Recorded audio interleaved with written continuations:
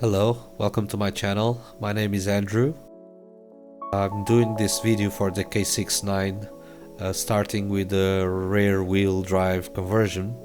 So I started by loosening up the front to get access to the top of the car and the screws in front. I start by removing the top plate. It's easy, just so you can see better what I'm doing. Now I'm removing the front screw, so I have access to the top where the front differential is located. I'm here removing the second one. You have to use a little bit of force. Actually, this screw, only half of it has threads. The first part is just push in, normal. So half threads, you have to push them out. I noticed after turning and it didn't come out, so I noticed that only half of it had threads, so just have to push them in. Okay, they're out now. So now I'm going for the two last screws on the back of the differential cover. I'm starting to remove now the first screw. Okay, now they're out. Okay, now I'm going for another screw on the right side of the differential cover.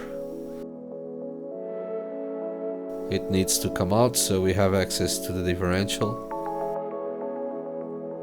So now I'm going for the other one on the left side.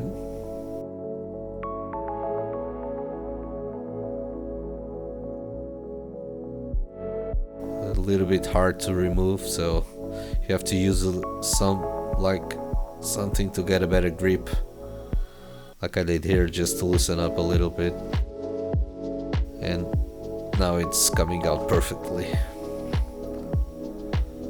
Okay, now we need to remove the connection to the wheels. Just need to push up on the left side a little bit, like I did here, and on the right side now we have access to the differential. That's what we need. It needs to come out, so we only have a rear wheel drive and not four-wheel drive like the standard car comes with. So now the differential is out. We can remove it, place it on the side.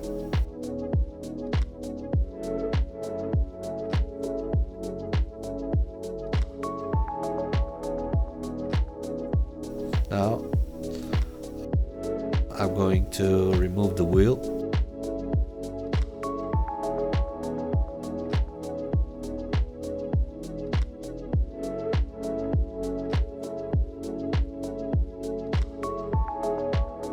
Say put the knob on the side. One wheel is out, so we have access to the linkage, the metal linkage. Now I'm going for the second wheel.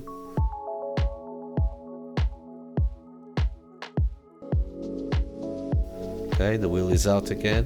Put it on the side, the knob, save it for later.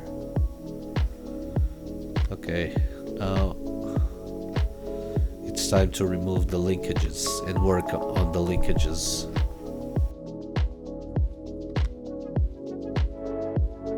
I'm just showing the standard wheels that the car comes with.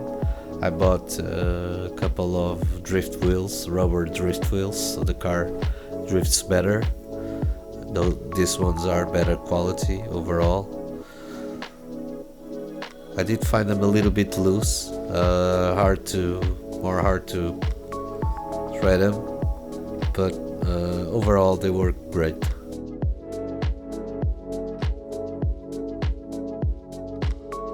Now it's time to remove the linkages. Push them out a little bit. Come easily out. Okay, here's the first linkage. As you can see, you have an O-ring need to remove the O-ring. Push the O-ring back. Okay, it's out. Perfect. Now there's a little metal pin. You need to push it out also. So you remove the linkage to the front wheel. Here you can see me removing the pin. Okay, the linkage is out. Perfect. Okay, now we need to put the O-ring back again.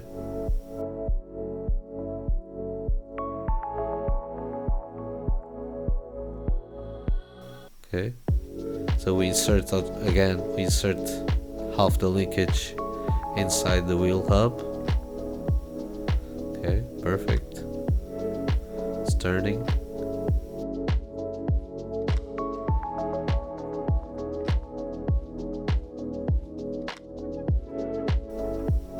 Now I'm going for the second linkage, the same process.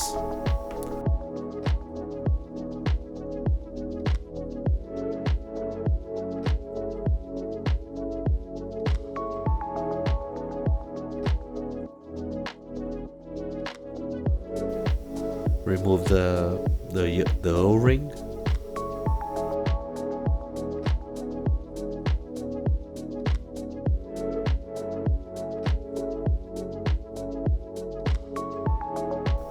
Push the pin out.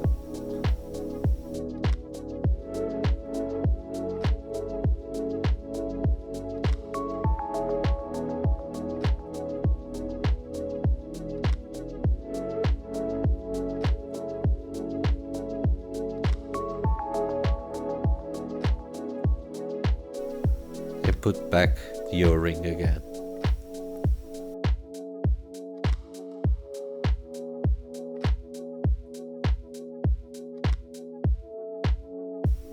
Insert it on the wheel hub.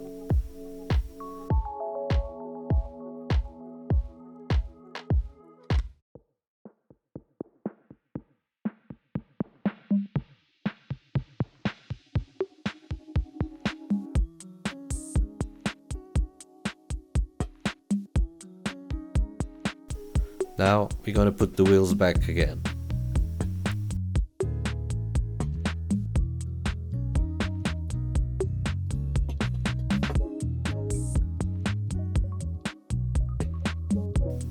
Tighten it up so it moves freely. I'm testing here the rotating of the wheel. As you can see, it's rotating with speed and loose. I'm going for now the second wheel. Insert it, put the wheel nub, tighten it up.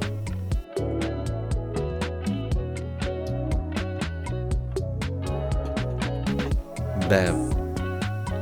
Turning. Perfect. That's what we want.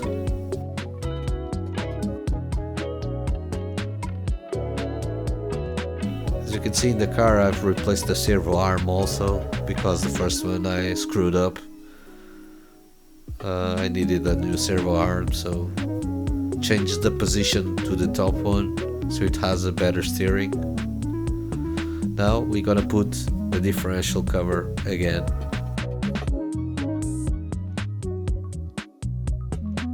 And we're gonna tighten up everything with the screws. Here you can see me putting the first screw on, then the second one, top one.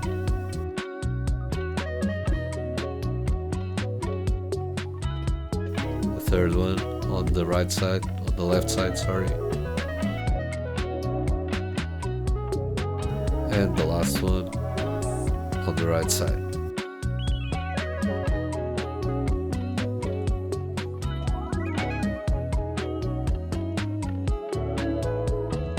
Okay, that done, we insert the wheel arm again on the differential cover. Push it down, straighten the wheels.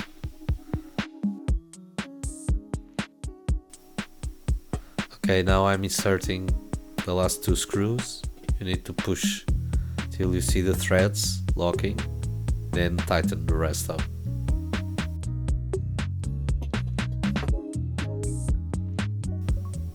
Okay, now I'm going for the second, tighten everything up. And basically that's it for the conversion. Now we have a pure drifter. We just need to put the front against the differential cover. Just tighten it up, center everything and tighten the 3 screws. Push down so you can center against the holes. They have 3 holes. Okay, that's done. Everything is okay. The wheels are turning freely. No connection to the back. Perfect. It's done. The real wheel drive conversion is done. Okay, now we're going for the gyro installation and setup.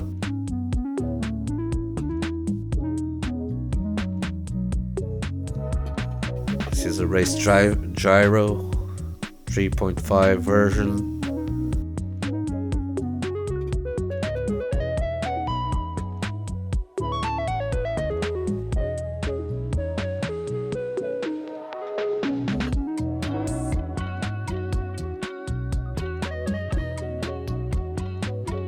Here you see me checking the instructions to see how to plug everything to the controller and the servo. Here I'm putting back the top plate. Tighten the screws again on the back, on the front.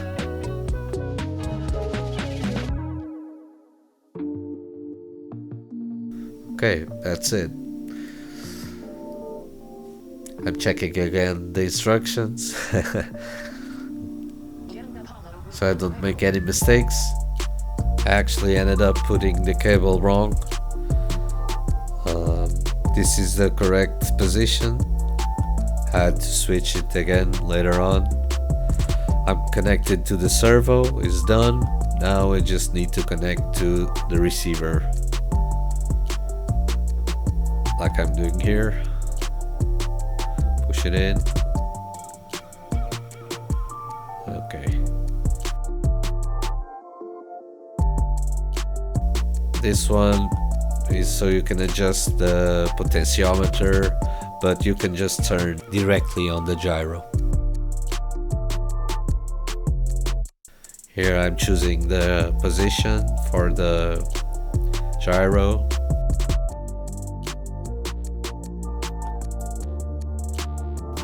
Comes with this sticker, you can put it on the back.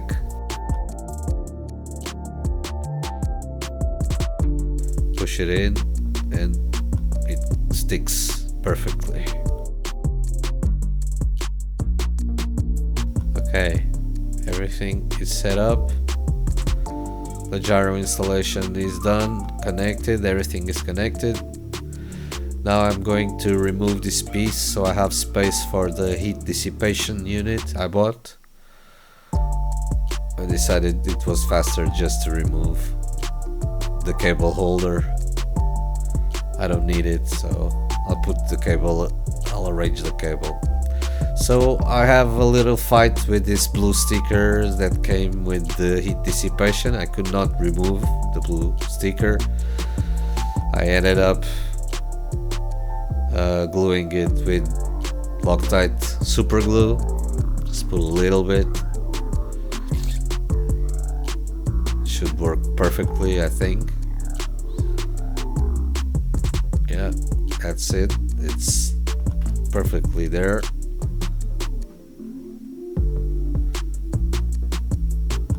Now I'm turning the gyro on. The red flashes to make his initialization, and the purple is the in AVS-C mode. Everything seems to be working. Here I can see the direction of the steering. It takes a little bit to recover, so I'm gonna adjust the gain. Here I'm turning down the gain and seeing how the servo and the gyro work together. Now I'm gonna switch to normal mode. I'm just adjusting the gain a little bit more, and it seems a little bit better. I switched to normal mode here just to try. Normal mode is a little bit hard because the car counter steers and you need to compensate with the remote. So basically I had bad EPA and the wrong gyro direction. I just realized later on. Here you can see the car performing really bad. The car was not drifting, the gyro direction was wrong. Everything was basically, the car was uncontrollable. It couldn't drift. It was really hard to control, so I knew something was wrong. So I ended up going back to the table and do it all over again, the configuration of the gyro. Here my dog came to see what was the noise. I'll do a separate video on the gyro configuration later on. Something was wrong. I needed to go back to the table and do all the tests again and put everything right. So I ended up going back. Here you can see I've configured the direction is correct now. I'm in AVCS mode, so the gyro does the work for me. Normal mode, it doesn't. Here I'm doing another test. Everything seems fine, and basically the car now can drift and it's controllable. You can do just need to practice a little bit on the throttle and get used to the car. I may still have to adjust the gain on the gyro, but as you can see now, the car performs way better. My next video will be the steering angle mod. Thank you for watching. See you on my next video.